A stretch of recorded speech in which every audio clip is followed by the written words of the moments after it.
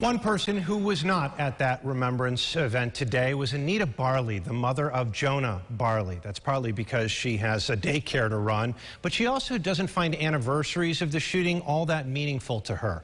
We started the interview today while the kids were napping, talking about that. Me, I always remember my son as who he was, not what happened to him. So I don't like to rehash that memory, because that was not a beautiful sight. So to go back to that would only just hurt me. So I think we think of him all the time anyway. So it's not just this anniversary day that I think of my son. So to take this day and set it aside to mourn and be unhappy, he wouldn't want that for me. So no. When you talk about thinking of who he was before this, who was he? What was he like? He was a bubbly, outgoing young man that when I think of him now, he would be 22, probably in New York City in fashion designing or something, because that was Jonah. You know, always dressed nice and was always concerned about how everyone else dressed. Yeah. Oh, so he would point out. Yeah.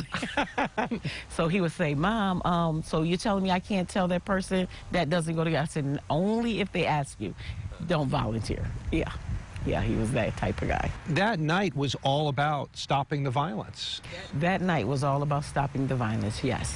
And it has not stopped. And it's sad.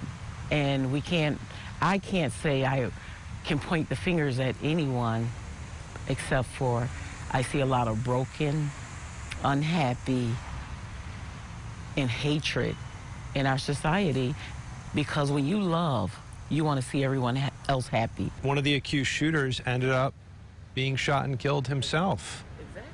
And what I find remarkable is you went to that young man's mother. She didn't do it, you know? She didn't. I can't imagine her telling her son to go out here and shoot up nobody. I can't imagine that. How have you been? I've been doing good.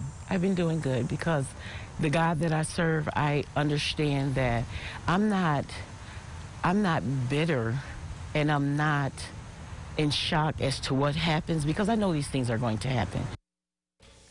Anita, if you're watching, thank you so much for talking with me today.